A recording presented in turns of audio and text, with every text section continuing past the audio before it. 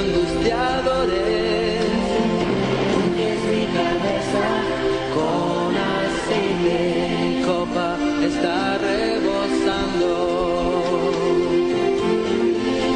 El bien y la misericordia me seguirán todos los días de mi vida. Y en la casa del Señor oraré por largos días. El bien y la misericordia me seguirán todos los días de mi vida. Y en la casa del Señor oraré por largos días. Por largos días. Por largos días.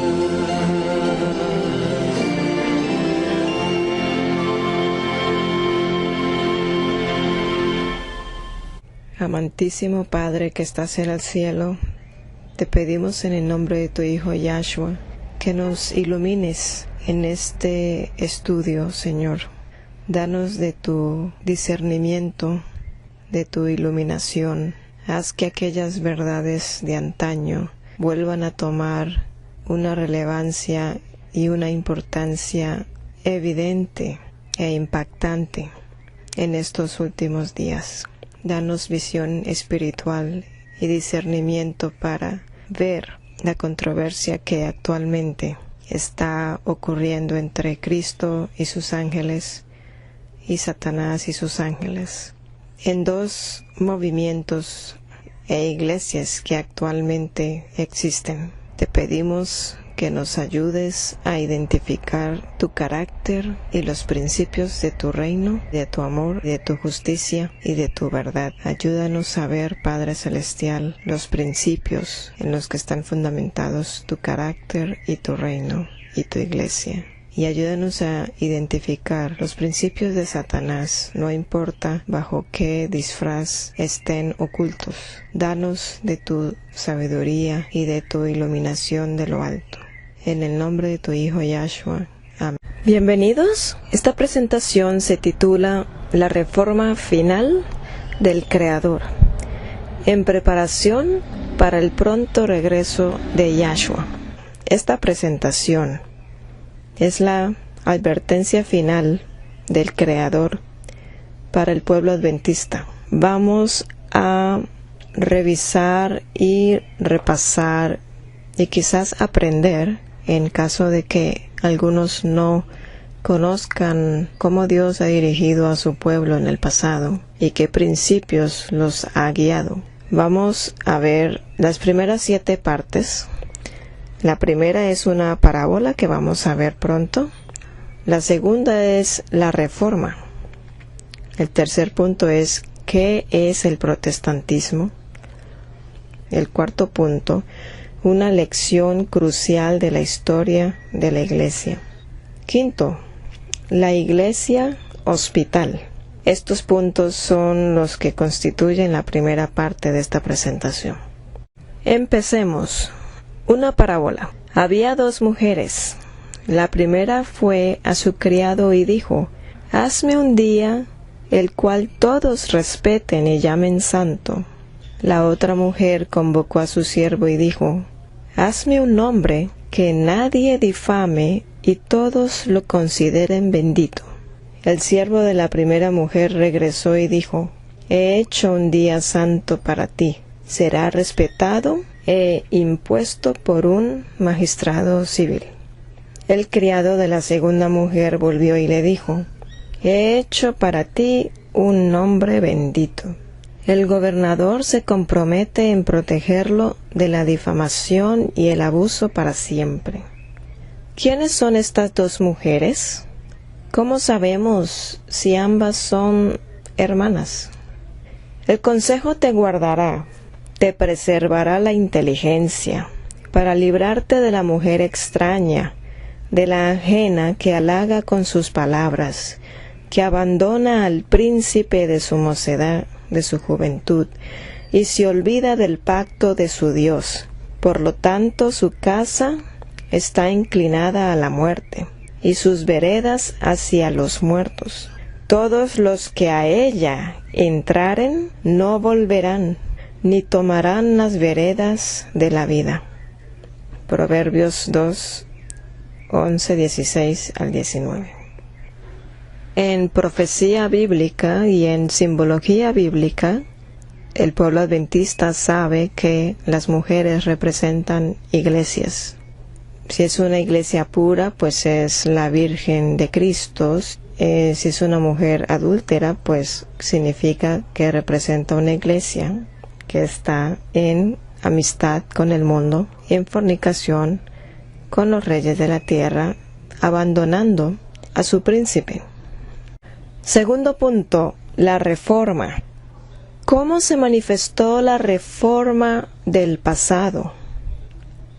La reforma en sí no consistió de exposiciones ni de enunciaciones sobre las iniquidades de la Iglesia romana, porque eso ya estaba implícito dentro de la reforma, ya que la esencia misma del cristianismo genuino es aborrecer la iniquidad para amar la rectitud y la justicia. Más bien, fueron las iniquidades, las enormidades y las desolaciones que se evidenciaron en la Iglesia Católica Romana las que causaron el deseo universal y la apremiante reivindicación de una reforma. Sin embargo, la reforma no se originó de la manifestación u obsesión fanática en aquellas cosas. El corazón de la reforma se basa sobre otro principio, permanece en otra atmósfera y actúa en una esfera diferente. Si la exposición y las denuncias de las iniquidades de la Iglesia Católica hubieran originado por sí solas la reforma, entonces la reforma hubiera llegado al mundo mucho antes de su tiempo. Las alusiones a las muchas enunciaciones mordaces de denuncia y exposición de la Iglesia romana y del papado en general, por hombres de autoridad de esa misma Iglesia, hubieran sido suficientes, y la reforma hubiera estado muy completa y perfecta, si sólo dependiese de denuncias. Los hombres cuyas prédicas originaron la reforma pudieron haber dicho todo lo que querían decir para denunciar las iniquidades en la Iglesia y las enormidades de los papas, para después permanecer dentro de la Iglesia en alguna buena posición durante todas sus vidas. Si ellos hubieran seguido defendiendo a esa Iglesia como la única y la verdadera Iglesia, y hubieran continuado estando en conformidad con ella. Todos los hombres de esa época fueron testigos de las iniquidades que se practicaban, y hombres de varios bandos las sintieron: los nobles, los reyes, los emperadores, los sacerdotes, los obispos, los cardinales y los concilios hicieron un llamado a una reforma. Mientras los papas confesaron la dolorosa necesidad de ella, los príncipes y el pueblo la deseaban como un alivio, y los más devotos de la Iglesia la deseaban por su temor a que sin ella surgiera una gran y universal rebelión del pueblo en represalias iracundas, que literalmente erradicaría la orden completa del clero. Pero por cualquier motivo que se desease una reforma, siempre fue buscada sin pureza ni justicia, ya que era sólo una reforma humana y no divina, pues los mismos hombres que esencialmente pedían o veían la necesidad de una reforma, necesitaban ellos mismos ser reformados, es decir, la Iglesia. Todos aquellos intentos fueron fracasos rotundos y funestos, incluyendo los esfuerzos de reforma del Concilio de Constanza, cuando consideró que lo mejor que podía hacer para salvar a la Iglesia era la incineración de Juan Hus y Jerónimo. La explicación de esta hueca incongruencia y la clave de todo este círculo vicioso de enrevesadas contradicciones estuvo en el hecho de que todos aquellos hombres que denunciaron a los papas y sus prácticas malvadas, junto con las extorsiones y opresiones al clero, seguían manteniendo que la Iglesia, de la cual surgían todos estos males, era la única y verdadera Iglesia, aun cuando se veían obligados a admitir que la Iglesia estaba intrínsecamente envuelta en todo eso.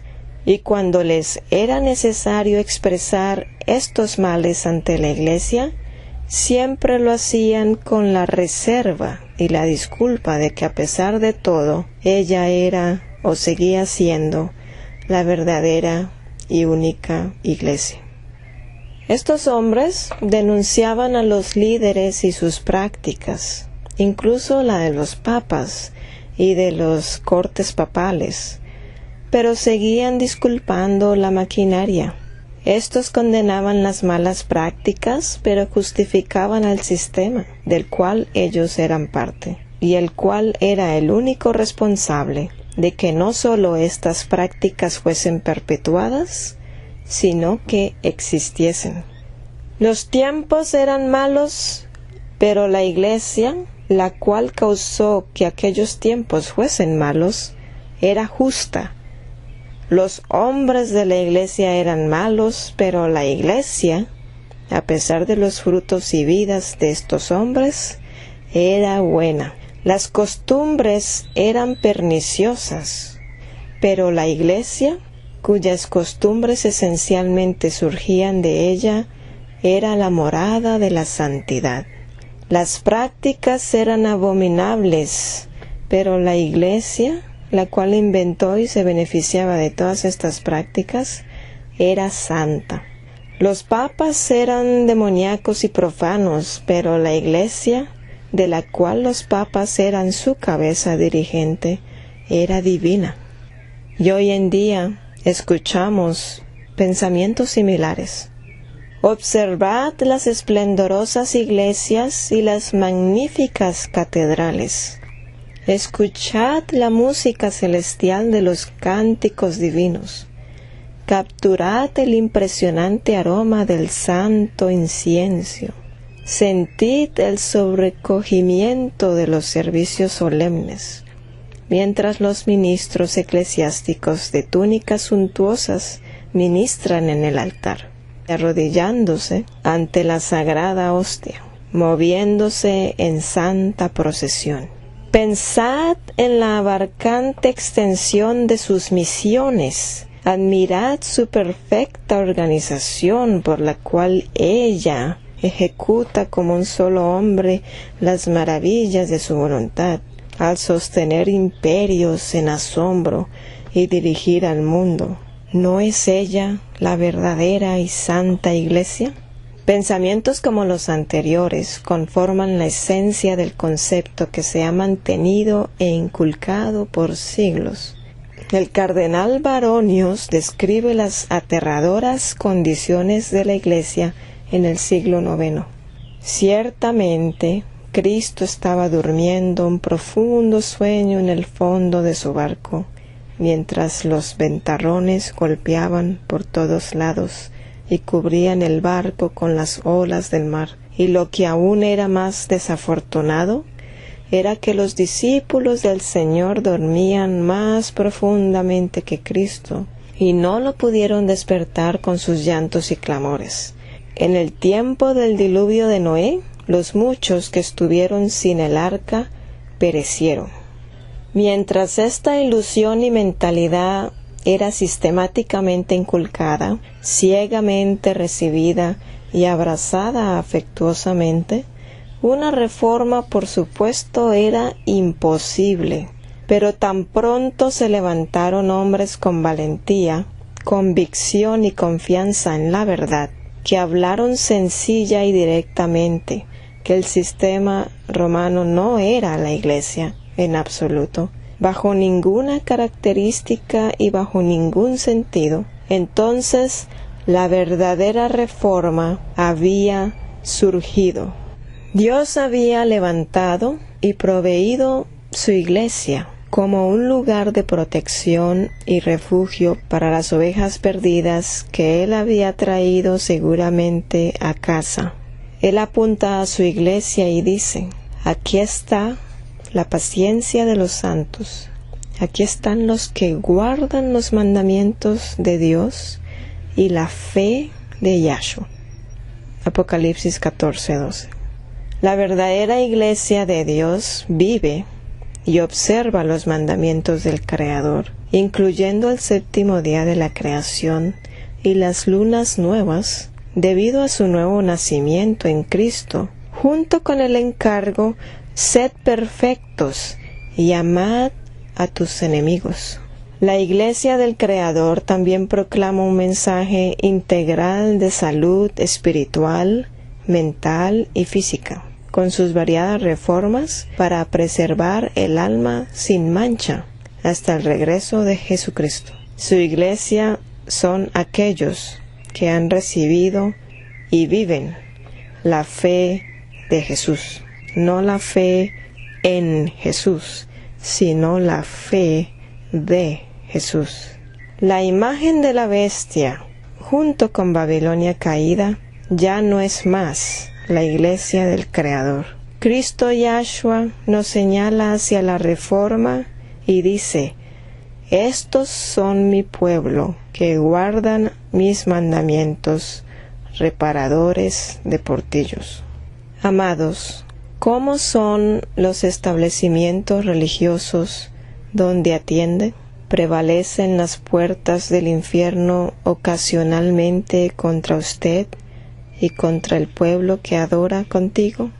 ¿Le dice su pastor que está a salvo dentro del rebaño, mientras usted mismo se encuentra ahora mismo en una condición perdida, o frecuentemente en subidas y bajadas, derrotas y victorias? Escuchas sobre la vida eterna, pero sientes que solo experimentas una vida eterna temporal o superficial, abrumada por tentaciones.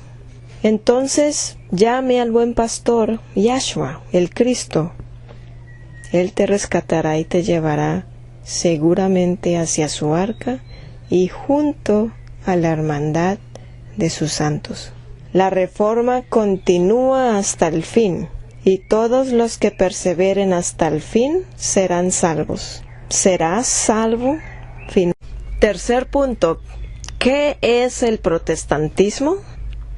Alonzo T. Jones jugó un papel decisivo en la derrota de la aprobación de la Ley Dominical Nacional, proyecto de ley de descanso, Blair, por medio de sus argumentos ante el Comité del Senado en Educación y Labor de los Estados Unidos en Washington, D.C., diciembre 13, 1888. Él fue un anciano, es decir, ocupó una posición como anciano y ministro ordenado en la Iglesia Adventista del Séptimo Día, como también profesor de historia, quien presentó el más precioso mensaje de justificación por la fe en Cristo, según la señora White, en una de las conferencias adventistas del Séptimo Día en 1888 y durante los 1890s.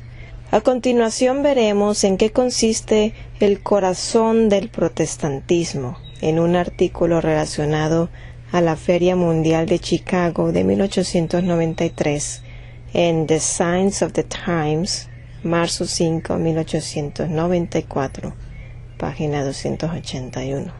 La respuesta a esta pregunta es esencial conocerla y enseñarla en nuestros días, ya que el protestantismo y el adventismo moderno se distancian cada vez más del corazón para llegar a los precintos de Roma. En los 1890, la Iglesia Adventista del Séptimo Día era el único pueblo que actuaba bajo principios protestantes, pues había aceptado vivir conforme al legado protestante que otras iglesias de origen protestante de los 1890 habían rechazado y perdido de vista. Empecemos entonces con nuestra lectura.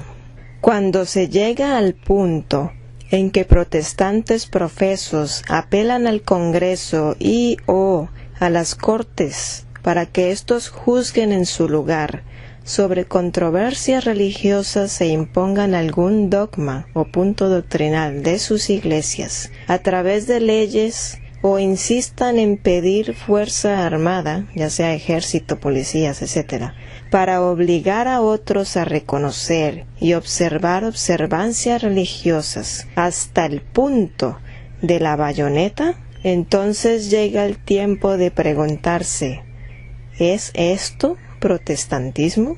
En la segunda dieta de Espira, dada en 1529 después de Cristo, se había presentado la protesta, de la cual surgió el título y nombre protestantes, para aquellos que protestaron e insistieron con la reforma de Lutero. Para resumir, el historiador declara sus principios así. Los principios contenidos en la celebrada protesta de abril 19 de 1529 constituían la mismísima esencia del protestantismo. Ahora bien, esta protesta se opone al abuso del hombre en asuntos de fe. El primero es el entrometimiento de los magistrados civiles y el segundo es la autoridad arbitraria de la Iglesia. En reemplazo de estos dos abusos, el protestantismo coloca la conciencia individual en primer lugar al magistrado civil y la autoridad de la palabra de Dios por encima de la Iglesia establecida. Como la esencia del protestantismo consiste en oponerse al entrometimiento de los magistrados civiles en asuntos religiosos y como estos intendentes no se opusieron sino que más bien buscaron este entrometimiento, es evidente que estos profesos cristianos ya no eran protestantes y que su movimiento y acciones ya no eran protestantes. Al ser la esencia del protestantismo el oponerse al entrometimiento del poder civil en asuntos religiosos, las personas que se asociaron con el movimiento dominical de la época, mientras profesaban ser protestantes, apoyaron el entrometimiento del poder magisterial del gobierno de los Estados Unidos por medio de amenazas y presiones. Por lo tanto, es evidente que el pueblo que favoreció la propuesta del proyecto de ley de descanso dominical ya no eran protestantes en absoluto. En segundo lugar, la esencia del protestantismo es oponerse también a la autoridad arbitraria de la Iglesia establecida. Ahora bien, ninguna autoridad civil hubiera impuesto la observancia dominical por sí sola, a menos que esta idea partiera primero de la autoridad arbitraria de la Iglesia. El pueblo que defendía el proyecto de ley dominical no solamente sabía esto, sino que lo decían abiertamente. La misma Unión Sabática Americana, actualmente llamada The Lord's Day Alliance of the United States, en una de sus publicaciones oficiales hizo un llamado a un mandamiento de Dios en la observancia dominical, diciendo: nosotros admitimos que no hay tal mandamiento. La Unión de Temperancia Cristiana para la Mujer también dijo en una de sus publicaciones, al pedir por un cambio del séptimo día al primer día, que Cristo no lo había mandado.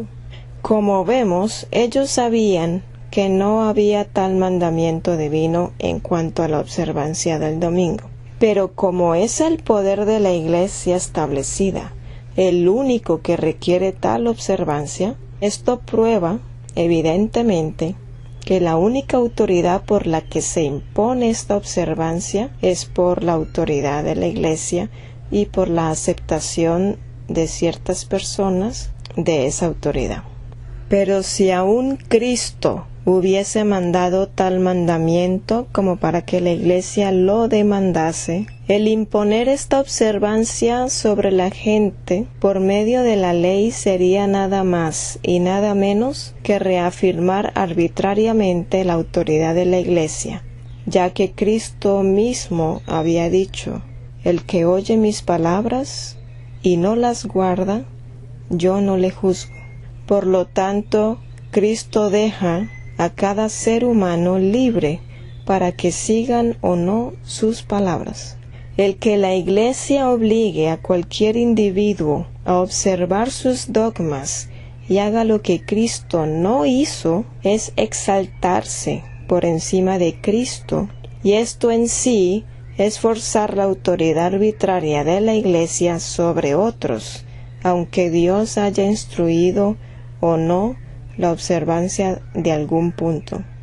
El resultado es el mismo.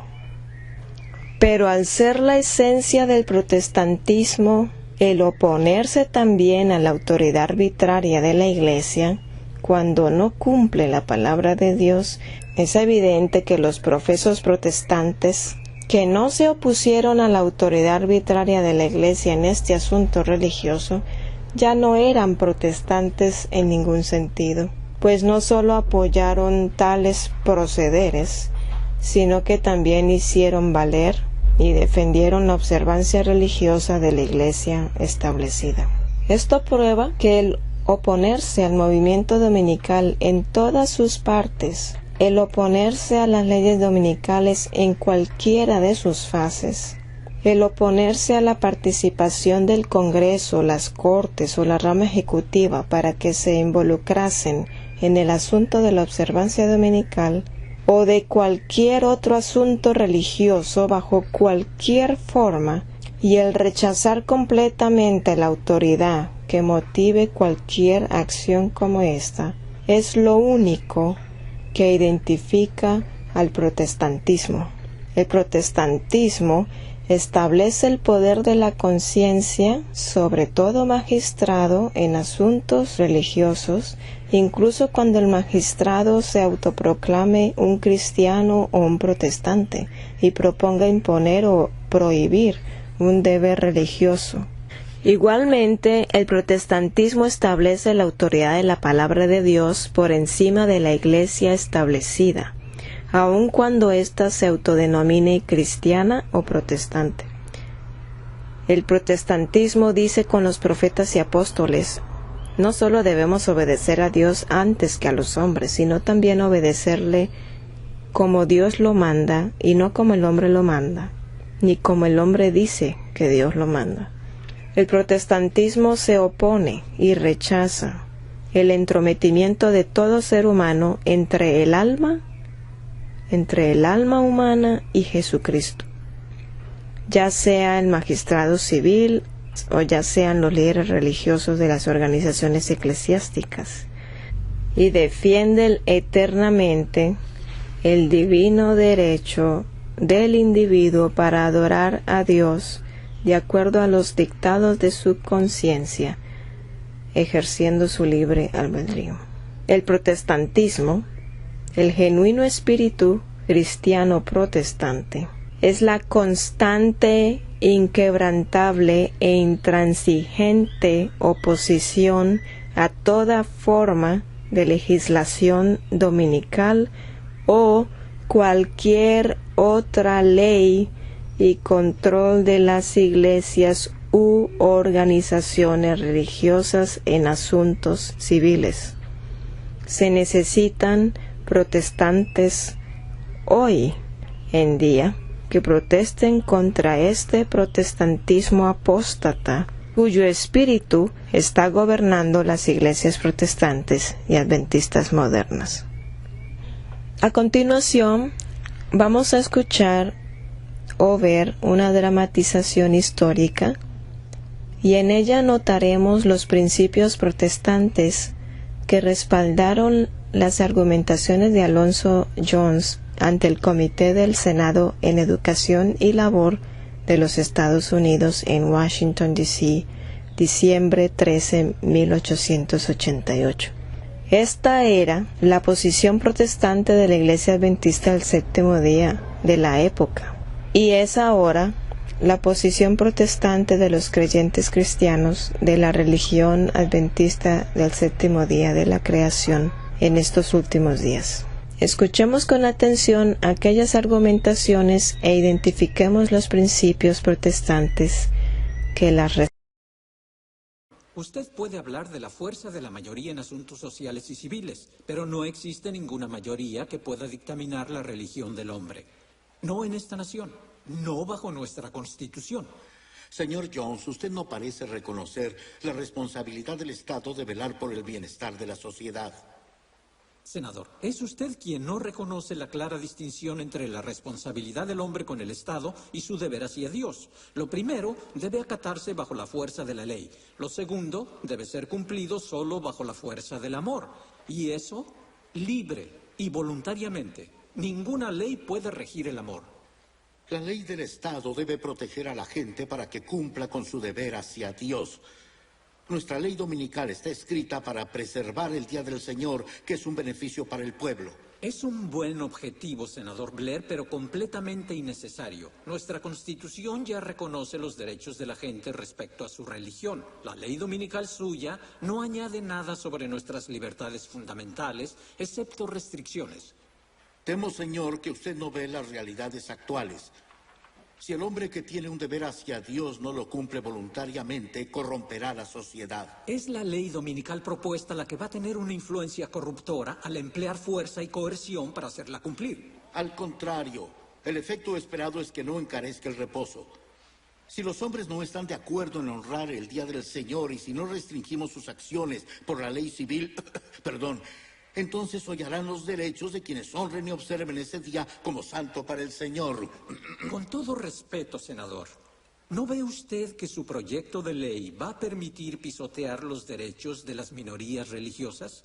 ¿Quiere usted volver al tiempo del oscurantismo cuando la Iglesia y el Estado se unieron para forzar a la gente a violar su conciencia y someterla a la religión oficialmente establecida?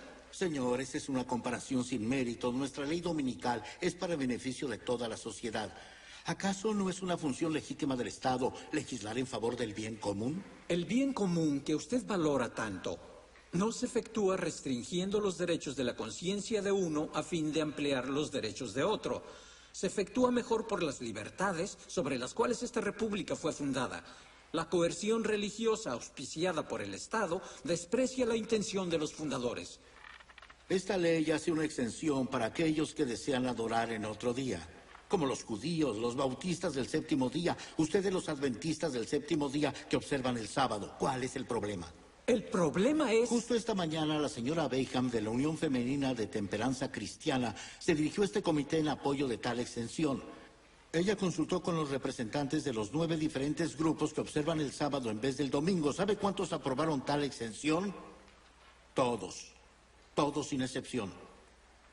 Senador, respeto mucho los principios de temperanza promovidos por la organización de la señora Bayham, pero ella no tiene voz ni voto sobre cuestiones de exención para mi denominación.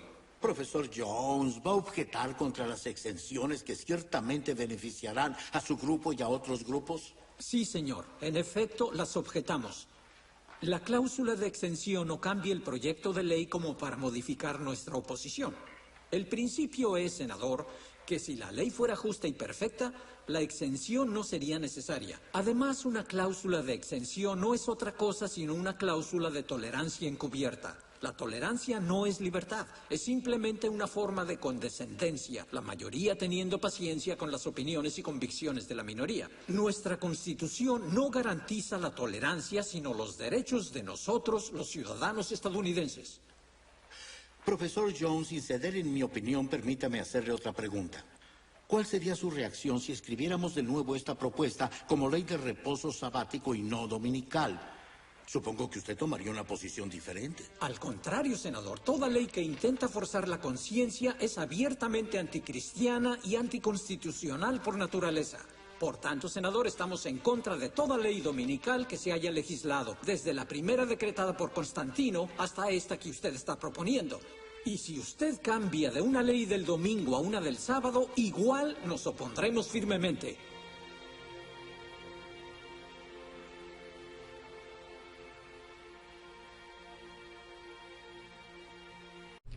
Cuarto punto.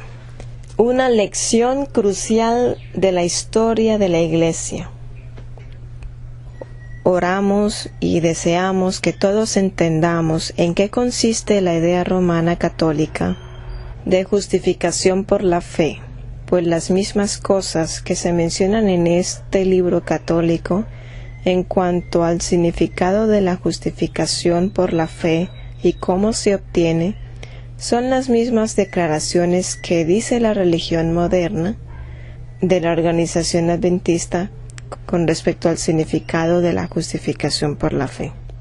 La cita nos dice: el término fe en las Escrituras significa algunas veces confianza en la bondad y omnipotencia de Dios, de que Él puede y está dispuesto a curar o beneficiarnos por medio de alguna interposición o intervención milagrosa.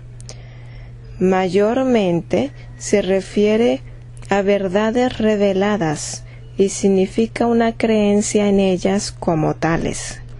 Estos textos, todos los que se refieren a la fe salvadora, prueban más allá de toda duda que la fe no es confianza en Cristo para la salvación personal, sino la fe del credo, la fe en la verdad revelada.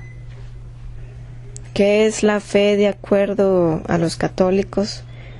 La fe del credo, es decir, se redacta una declaración de aquellas cosas que la Iglesia establecida denomina como doctrina de Dios, y una vez los integrantes lo creen así, entonces dan su mejor esfuerzo por cumplirlas. Y a esta fe del credo es lo que llaman justificación por la fe. Ya sea el credo redactado en escritos oficiales o la idea de algún individuo que se quiera aprobar por voto unánime en algún concilio, en principio esto no hace ninguna diferencia, pues el credo está allí y la suscripción a este credo es lo que representa esa clase de fe. Hubo un evento en Minneapolis en 1889 en el cual se hicieron 3 esfuerzos directos por obtener precisamente un credo para definir el mensaje del tercer ángel por voto unánime en una conferencia general.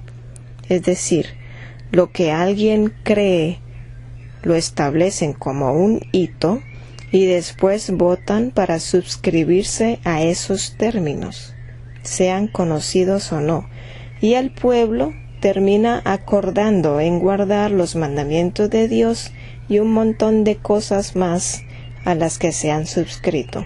Y esto es lo que hacen pasar por justificación por la fe.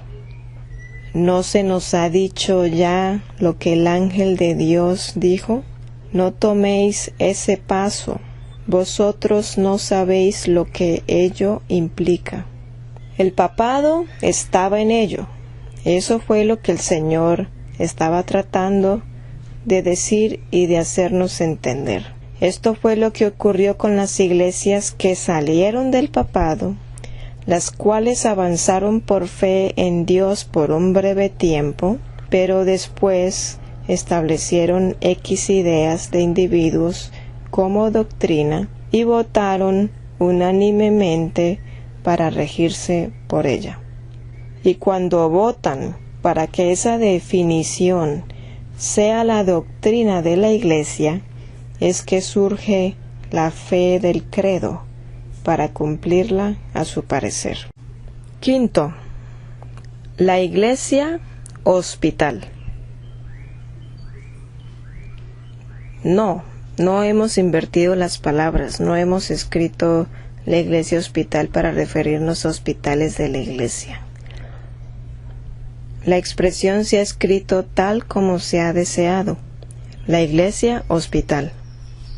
¿Qué significa esta expresión? Bueno, si hemos de confesar, la iglesia hospital son aquellas clases de iglesia a las cuales se les entregan los grandes recursos y utilidades de los habitantes de este mundo.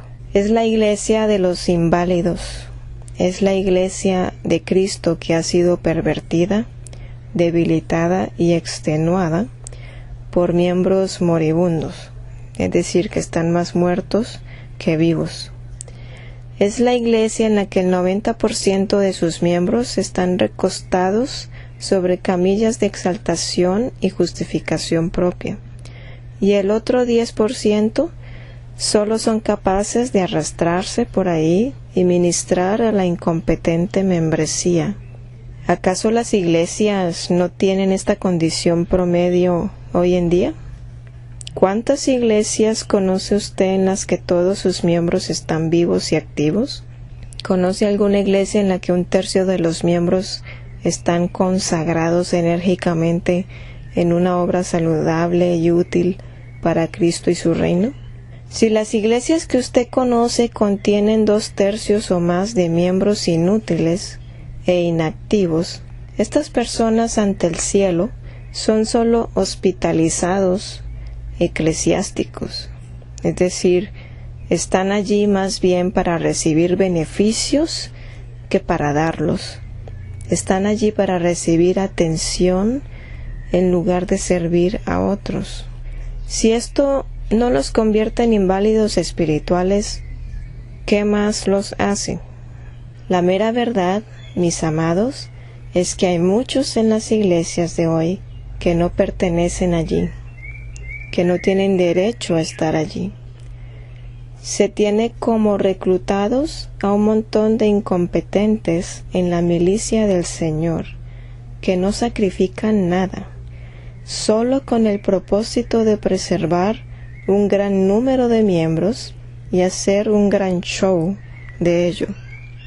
En el celo por nuevos conversos y en la codicia de tener largas listas de miembros, más dinero de diezmos y nuevas edificaciones, se han recibido a ciegas a miles de personas ceremonialmente que aún siguen siendo desfraternizados espirituales, es decir, que aún no están en una condición de consagración total, ni de conversión bíblica, como lo define la Biblia, ni en mente ni en corazón, para suscribirse a los verdaderos requisitos de membresía de una iglesia cristiana, del cual el primero es un supremo amor a Dios y el segundo es un amor desinteresado hacia nuestros prójimos y hasta enemigos. La iglesia de Cristo no puede estar edificada sobre ningún otro fundamento diferente a este. Sin esto no puede existir la iglesia de Cristo y tampoco puede permanecer el Espíritu de Cristo.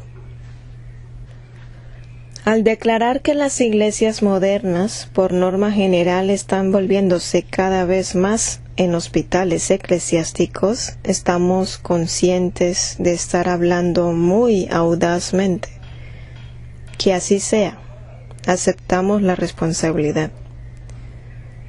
Las evidencias están de nuestra parte y no hace mucha diferencia el que alguien se sienta ofendido o no.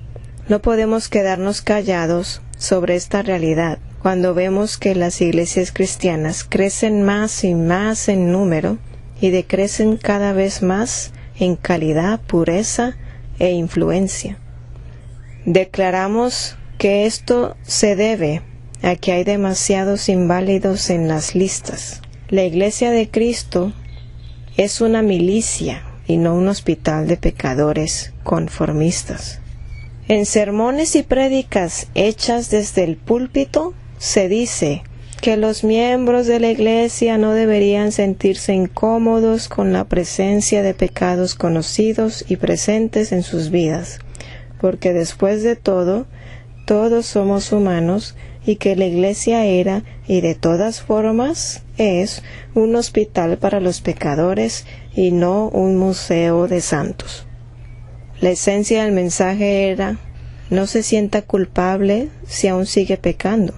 Todos están enfermos en esta iglesia.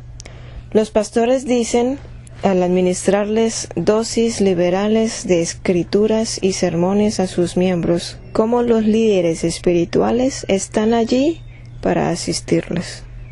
El congregarse con individuos que están tan contaminados como ellos también se considera un medicamento muy efectivo. Después de escucharse un mensaje como este, casi todo el mundo vuelve a sus hogares sintiéndose mucho mejor sobre su miserable condición, autocompadeciéndose, pero los resultados dejan mucho que desear, ya que muy pocos se recuperan en la iglesia hospital.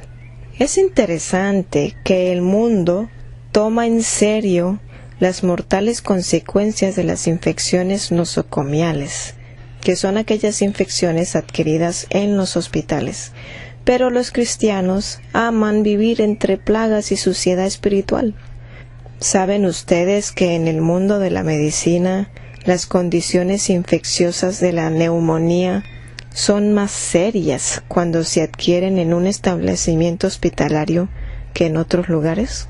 Normalmente, la neumonía se trata fácilmente con un solo antibiótico de baja toxicidad, pero los virus o bacterias que se adquieren en un hospital son viruses y bacterias sobrevivientes, los cuales son resistentes a los antibióticos que se administran comúnmente.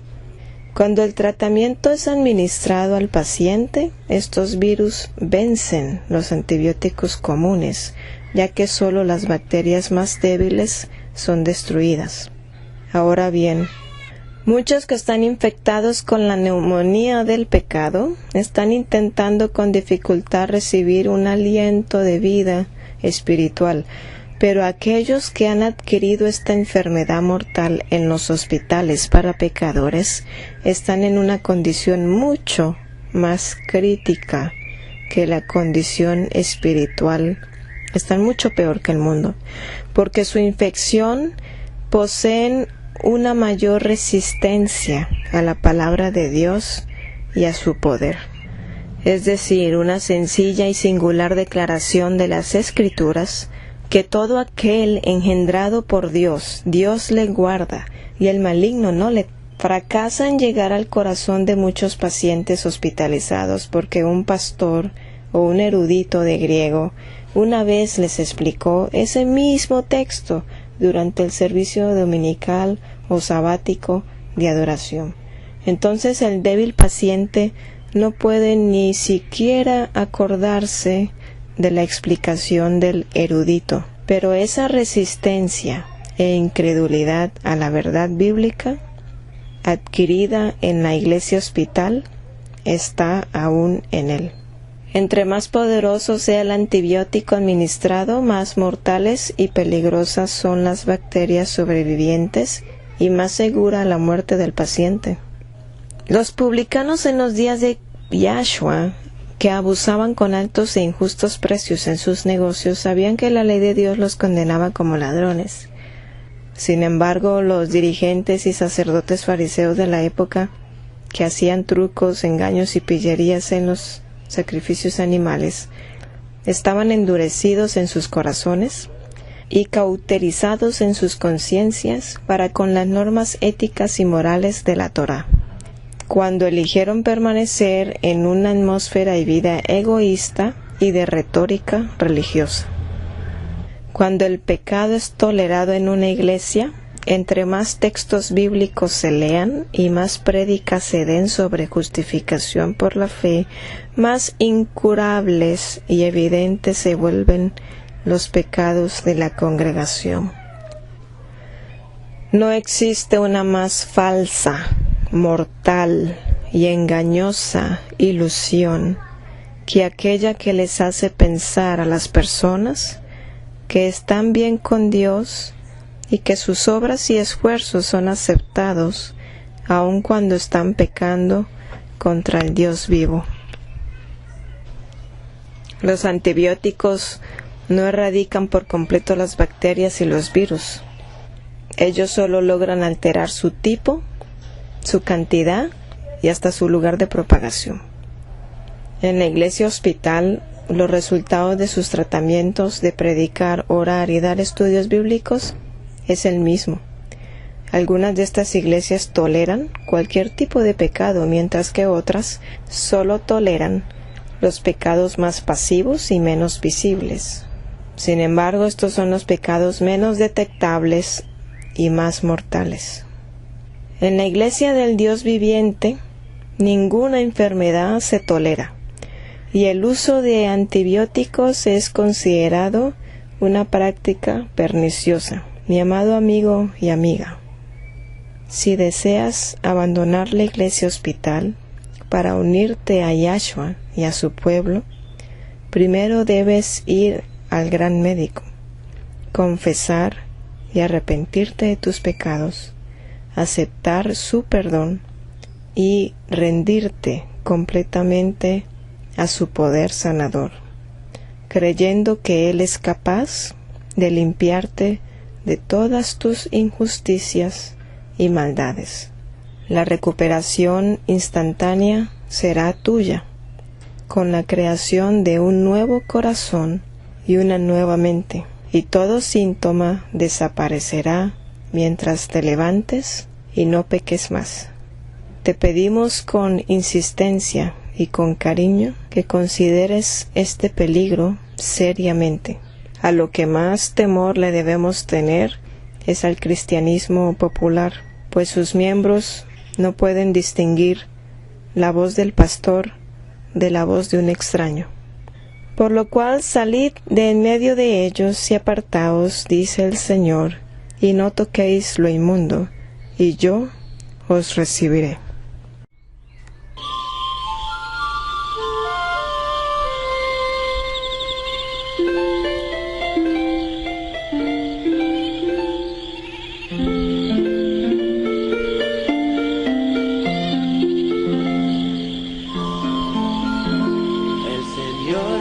Pastor, nada me faltará.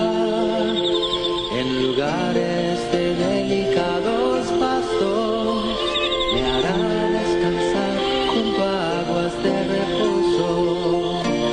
Me pastoreará,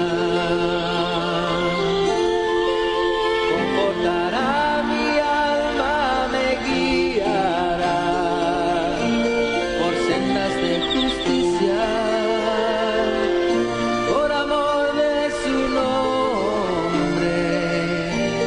Su nombre